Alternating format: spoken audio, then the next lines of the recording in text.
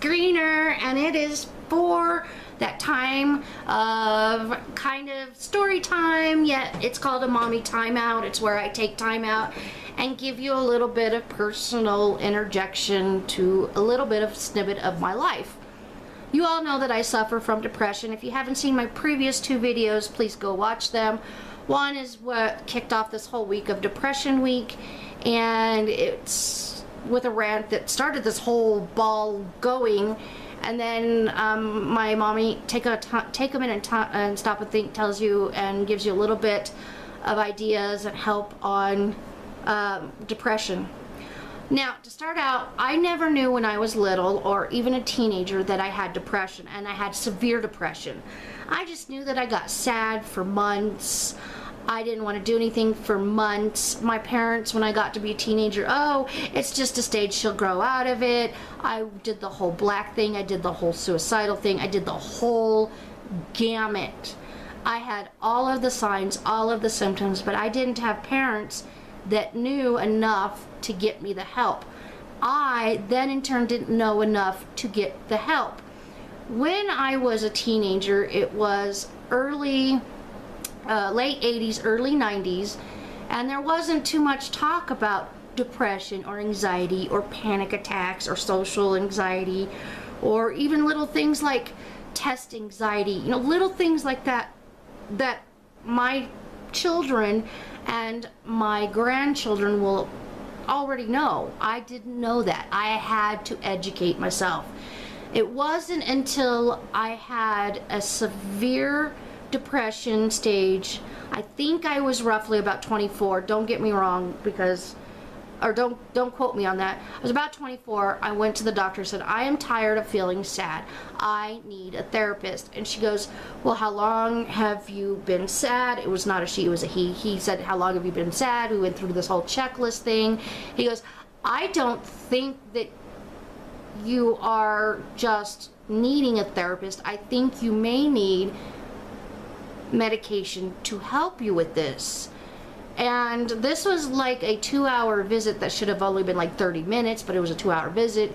He was very thorough with me, and that's also when he said we need to see a therapist to get a confirmation. Then he said that he'd come back and prescribe my meds if my therapist couldn't, which means if I just got a counselor or whatever. But those two worked hand in hand and got me the help that I needed. My therapist, after I saw the doctor, he had put me on Wellbutrin for a time being until I saw my therapist. My therapist then said, not only does she have depression, she has anxiety, she has this, she has this, she has this, but all of these work hand in hand. So that meant I got lucky and it was only prescribed one med that did a whole wide variety of stuff, because I'm not a pill taker. I'm really not.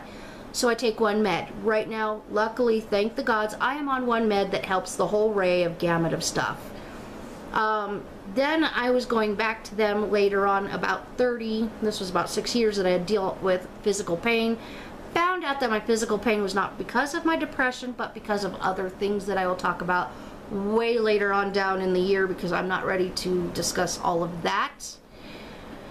However, between those 6 years, I found out that diet did a lot of, it didn't help a lot of my stuff because the way I was eating.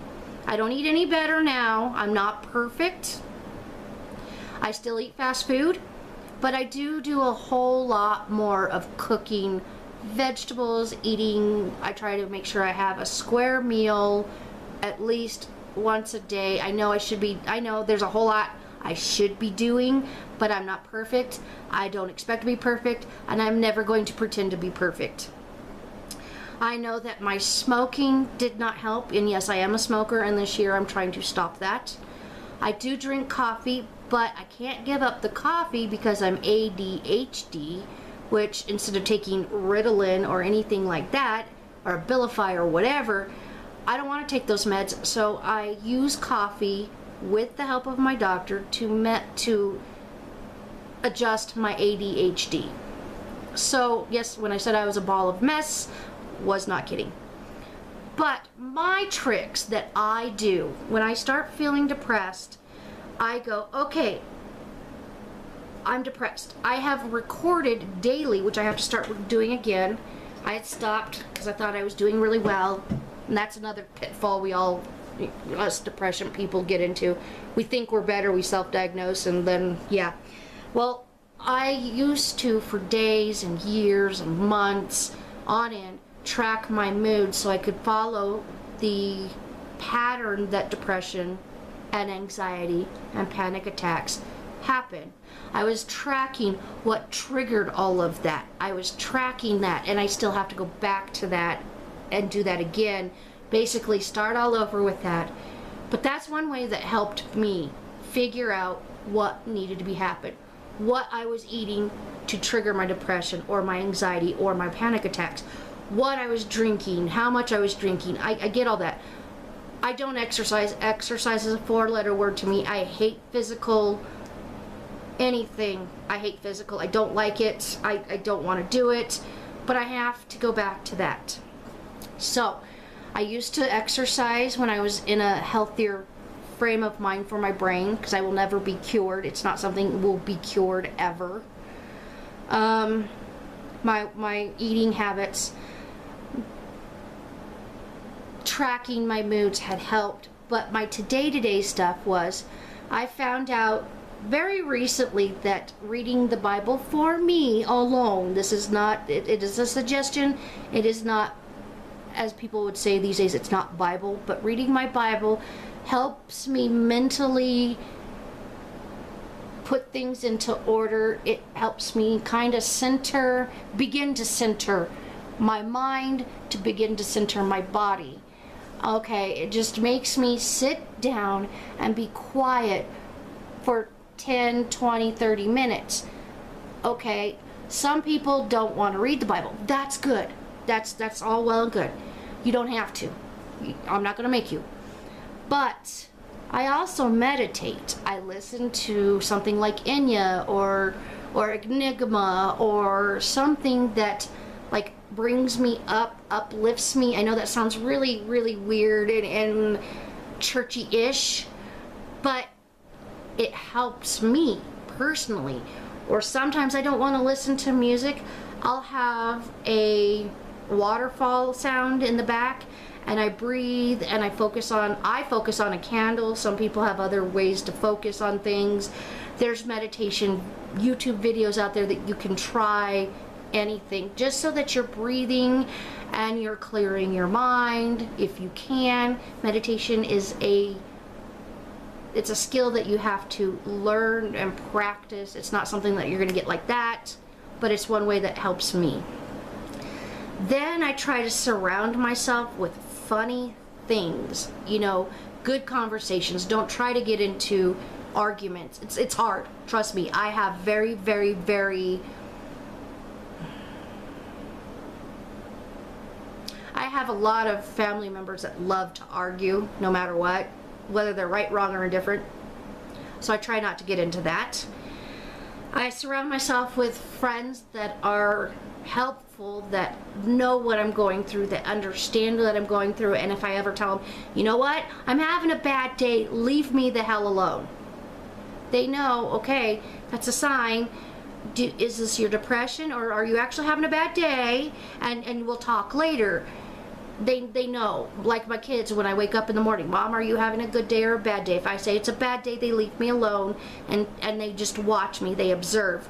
If I'm having a good day, they talk to me and we have a good day, we go about our business. I used to write in my journal, or wrote down the good, the bad, the ugly. I know my kids will get those journals when I'm dead. Let them. I have never, ever sugar-coated myself to my children. My children know that this is a ball of mess, and that's something they're going to have to deal with. They know the bad, the good, and the ugly, and I'm going to be around my grandkids. And I told my daughter, who is having my first grandkid, I told her that I am not going to lie to that grandkid to say I'm perfect. I'm not. So it's just a matter of, there's little things that I do, like I just go and take a bath and get that 5 minutes to myself. You know, I take time for myself. I take time to do crafts. That's why I have a DIY and a craft channel. I love to do crafts. I love to draw. I love to planning. Oh my God, I love to plan. I know it sounds really funny, but I love to plan. So there's a whole lot of things that can help you try to help. But the main thing that I had done, the first step I had done, I called my doctor. And that's what I'm going to recommend wholeheartedly to you guys. Call your doctor. Start talking to the medical professionals to get the help you need, whether it be just therapy and no meds, or therapy and meds, or they just say, hey, it's not serious, you need to try to help yourself. Whatever it needs to be, please, to let you know that this is just a mommy timeout, and these are some of my suggestions that I have done for myself. Take them or leave them with the 2 cents that I'm leaving them on YouTube with. And I hope you guys come back for Monday with apparently going to be another rant. And I love you guys, and I'll talk to you guys later. And hopefully on Sunday we'll have a life update, a challenge, or something really random, just to lighten the mood. Bye everyone. I love you, Roadsters. Hit that like button. Give me a comment if you have any suggestions on how you actually do depression, or how you deal with your depression. Leave me a comment. That's great. I want to talk about this. And if you don't want to miss any of my videos, hit that little bell button so that you're notified that I got a video up. And come on back. Share me if you like me. Bye.